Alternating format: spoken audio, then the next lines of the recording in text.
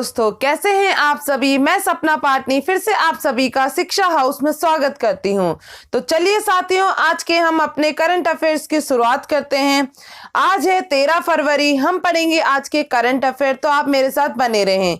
इसी चैनल में रोज GK fact of the day series भी आती हैं, तो आप उन्हें रोज देख सकते हैं। अगर कोई नया है इस चैनल पे तो इसे सब्सक्राइब भी कर दे, बाकी के जीके जीएस रिलेटेड वीडियोस के लिए जो आती रहती हैं। तो चलिए दोस्तों, आज का करंट अफेयर स्टार्ट करते हैं। देखते हैं हमारा आज का पहला प्रश्न। हाल ही में होप मिशन के बाद तियानवेन 1 मिशन ने भी मंगल की कक्षा में प्रवेश किया है, तो यह किस देश से संबंधित मिशन है? तो इसका सही उत्तर हो जाएगा आपका चाइना। तियानवेन 1 मिशन जो कि आपका मार्स की ऑर्बिट में पहुंचने वाला है, तो ये किस देश से संबंधित है? चाइना से संबंधित है। और 18 फरवरी को नासा का परसिवरेंस मार्स की ऑर्बिट में पहुंच जाएगा। और इससे 2020 से रिलेटेड बात करें तो आपका मार्स में जो 2020 में भेजा गया है, 3 देशों ने मिशन भेजा है। पहला जो आपका भेजा है होप मिशन ने, जो कि आपका संयुक्त अरब अमीरात के द्वारा भेजा गया है। तियानवेन 1 जो कि हमने बात कर ली है, चाइना के द्वारा भेजा गया है। और तीसरा जो भेजा गया है नासा के द्वारा परसिवरेंस। ठीक है, तो याद रखिएगा ये जो आपके 2020 में 3 कंट्रीज ने आपके मिशन भेजे हैं। पहला आपका होप मिशन यूएई के द्वारा, तियानवेन 1 मिशन जो कि आपका चाइना के द्वारा, परसिवरेंस जो कि आपका नासा के द्वारा भेजा गया है। और ये जो तीनों मिशन भेजे गए हैं ये आपके 2020 में 14 जुलाई को यूएई के द्वारा, 23 जुलाई को चाइना के द्वारा, और तीसरा जो भेजा गया था अंतिम 30 जुलाई यूएसए जो कि नासा के द्वारा भेजा गया है। चाइना से रिलेटेड एक और बात याद रख लीजिएगा कि जो दुनिया का पहला 6G सैटेलाइट अंतरिक्ष में लॉन्च किया है वह किसके द्वारा लॉन्च किया गया है? चाइना के द्वारा। ठीक है, चलते हैं अपने अगले प्रश्न पे। चीन में जो लूनर नववर्ष 2021 मनाया जा रहा है, यह नववर्ष किस खास जानवर पर आधारित है? तो जो आपका चाइना का न्यू ईयर मनाया जा रहा है, तो ये किस पर्टिकुलर एनिमल पे बेस्ड है? तो इसका सही उत्तर हो जाएगा आपका ऑक्स।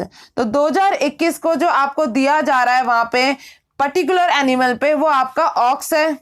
जैसे हमारा हिंदू नववर्ष का कैलेंडर होता है विक्रम संवत वाला, इसी तरह से यहाँ पर साल और महीने होते हैं। हर साल का कोई ना कोई नाम होता है, तो 12 साल बाद वो नाम दोबारा से रिपीट करते हैं चाइना में। तो इस साल जो नाम दिया गया है वह आपका दिया गया है ईयर ऑफ द ऑक्स। यह ग्रिगोरियन कैलेंडर पर नहीं चलते हैं, तो इनका अलग ही सिस्टम होता है। तो इनका हर साल कुछ ना कुछ नाम दिया जाता है और हर 12 साल बाद वो नाम रिपीट होता है चाइना में। तो याद रखिएगा जो आपका लूनर न्यू ईयर 2021 में जो सेलिब्रेट किया जा रहा है चाइना के द्वारा, तो ये किस पर्टिकुलर एनिमल बेस्ड है? तो इसका सही उत्तर मैंने आपको बता ही दिया है, ऑक्स यानी बैल है। और ये जो ऑक्स वर्ष 2021 जो बनेगा पूरा, वो आपका 12 फरवरी 2021 से लेकर 30 जनवरी 2022 तक होगा।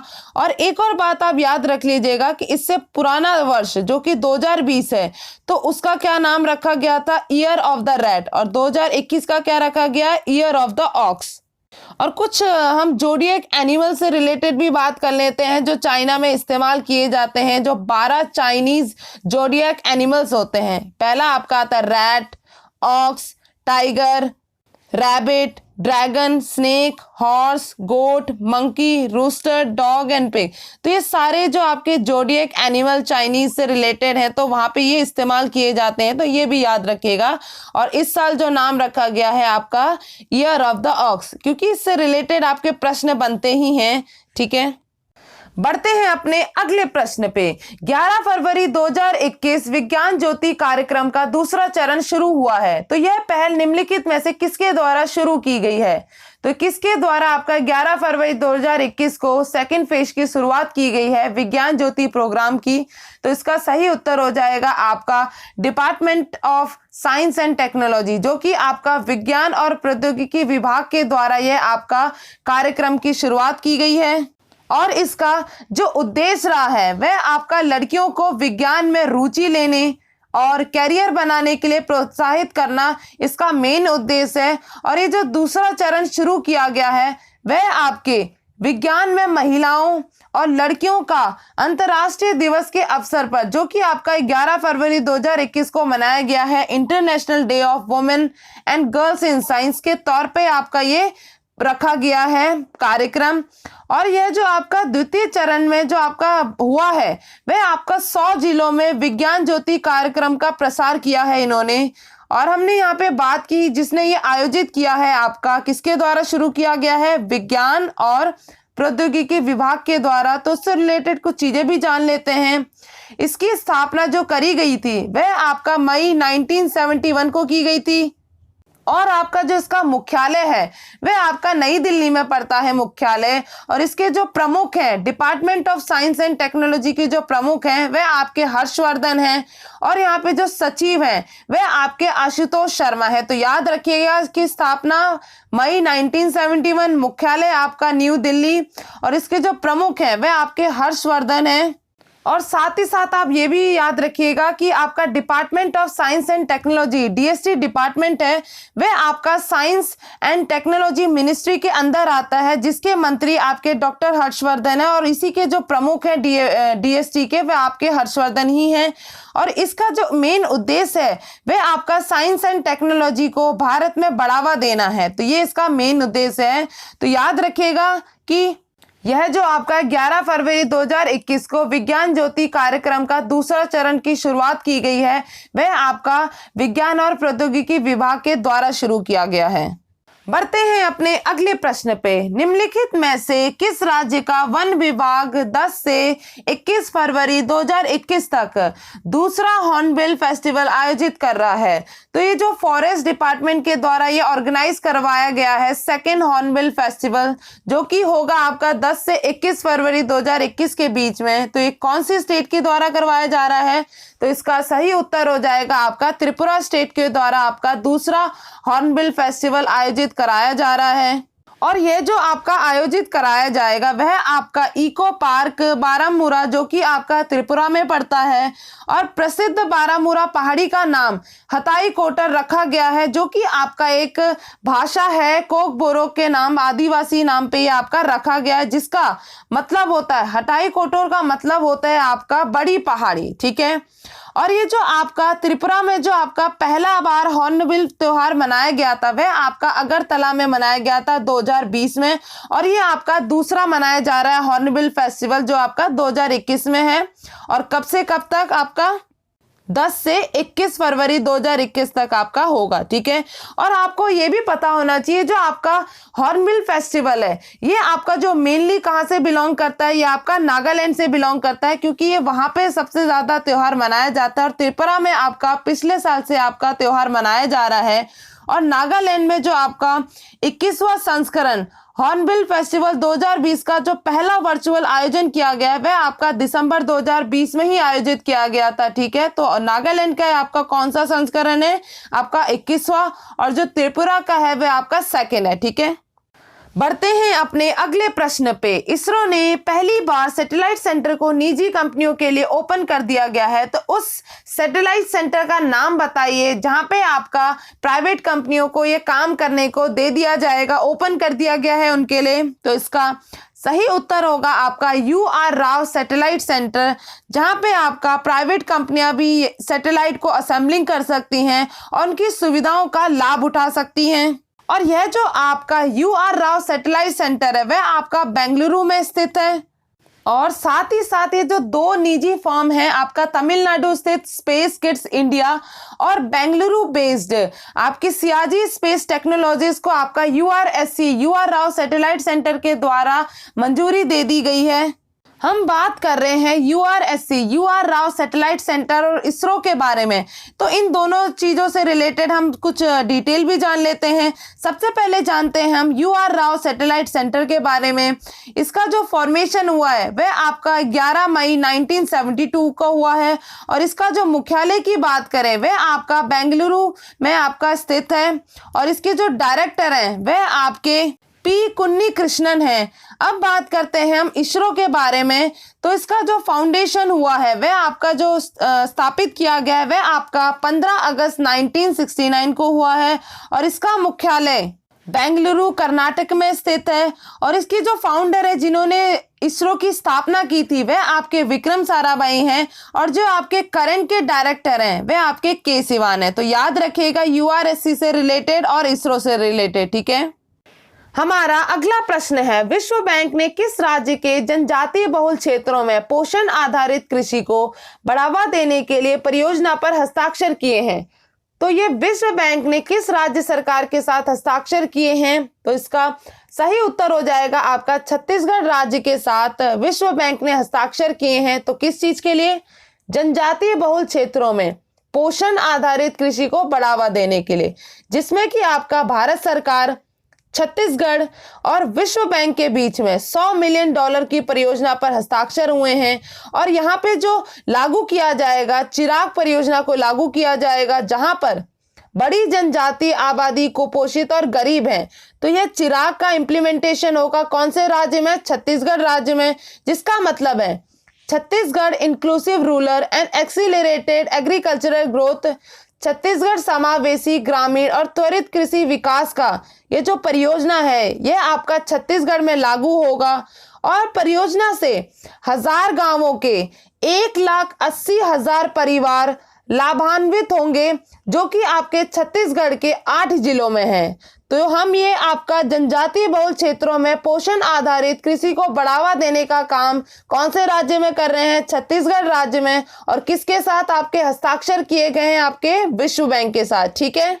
और साथ ही साथ आप ये भी याद रखिएगा कि वर्ल्ड बैंक का जो फॉर्मेशन हुआ है 1944 को हुआ है और इसका मुख्यालय जो है वह आपका वॉशिंगटन डीसी और इनके जो प्रेसिडेंट है वो आपके डेविड मालपास हैं। तो ठीक है, याद रखिएगा। और यहाँ पे जो हमारी भारतीय मूल की जो आपकी MD CFO है वह आपकी अंशुला कांत हैं। तो ये कुछ चीजें डिटेल भी याद रखिएगा, ठीक है।